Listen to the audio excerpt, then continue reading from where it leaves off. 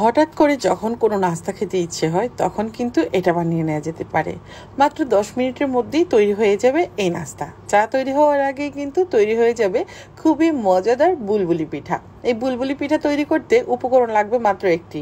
আর আজকে এই বুলবুলি পিঠাটা কি দিয়ে তৈরি করেছি চলুন সেই রেসিপিটা আপনাদেরকে একটু দেখিয়ে দিই। প্রচন্ড ওই গরমে কিচেনে যেতেই কিন্তু ইচ্ছে করে না, তারপরেও কেন এই পিঠা বানাতে বাধ্য হলাম সেটাই বলছি।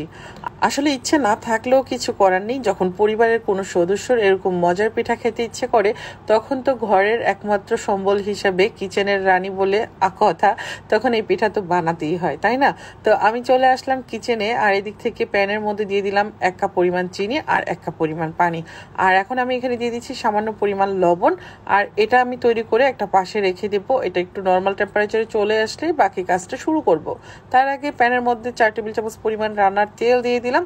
এদিক থেকে একটা বোলের মধ্যে নিয়ে নিলাম 2 কাপ পরিমাণ সুজি। আর সুজির উপর গরম তেলটা দিয়ে দিতে হবে। দিয়ে এখানে আমি যে শিরাটা জাল করে রেখেছিলাম সেটা এর মধ্যে নর্মাল টেম্পারেচারে চলে এসছে, তো আমি সেই শিরাটাও দিয়ে দিলাম। হালকা কুসুম গরম অবস্থায় কিন্তু শিরাটা এখানে দিতে হবে। এখন একটা স্প্যাচুলা দিয়ে খুব ভালো করে নাড়াচাড়া করে নিলাম আর 1 কাপ পরিমাণ ময়দা দিয়ে দিলাম। হাত দিয়ে মাখায় একটা সুন্দর করে একটা সফট ডো তৈরি করে নিতে হবে। বাইরে প্রচুর গরম পড়েছে, যদিও এই টাইমে এই ভাজা পোড়া খাবারগুলো খেতে ইচ্ছে করে না, তারপরেও কেউ যদি ঘরের মধ্যে খেতে চায় তাকে তো বানিয়ে দিতেই হয়, তাই না?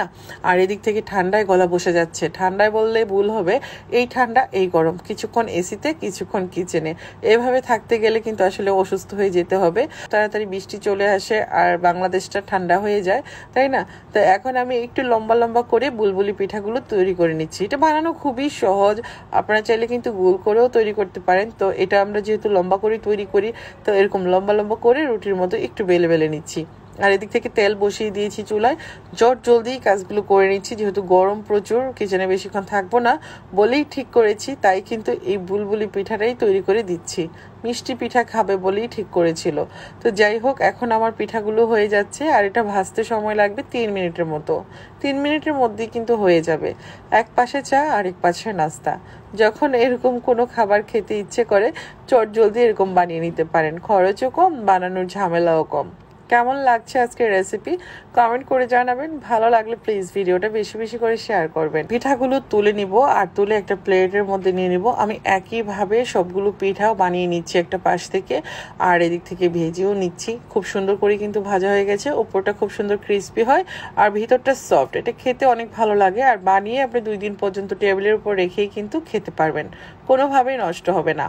আর এগুলো দেখুন কত সুন্দর বুলবুলের মতো ফুলে উঠতেছে। তো এই জন্যই মনে হয় এর নামটা বুলবুলি পিঠা। তো কে কি নামে ডাকেন জানি না। তো আমি তো চা বানাতে বানাতে নাস্তা তৈরি করে ফেললাম। এত সহজ, আসলে এটা যে কেউ তৈরি করতে পারবে। তো আজকের রেসিপিটা ভালো লাগলে অবশ্যই জানাবেন কমেন্টের মাধ্যমে। কে থেকে আমাদের ভিডিওগুলো দেখছেন কমেন্টের মাধ্যমে জানাবেন। আর সবাই ভালো থাকবেন। এখন আমি বিদায় নিয়ে নিব, যেহেতু নাস্তা হয়ে গেছে, যে খাবে সে ওয়েট করতেছে, তার জন্য নিয়ে এখন আমি রুমে চলে যাব। আর এই গরমে কেউ রুম থেকে বের হতে চায় না, শুধু আমরা যারা কিচেনের রানী আমাদেরই কাজ করতে হয়। ভালো আছি, সুস্থ আছি, এটাই বড়। ভালো রাখুক। এই গরমে প্রচুর পরিমাণ পানি খাবেন, চেষ্টা করবেন গরম জায়গায় একটু কম যেতে। বাহিরের কাজ না থাকলে অহেতু বাহিরে ঘোরাফেরা না করে বাসায় থাকার চেষ্টা করবেন।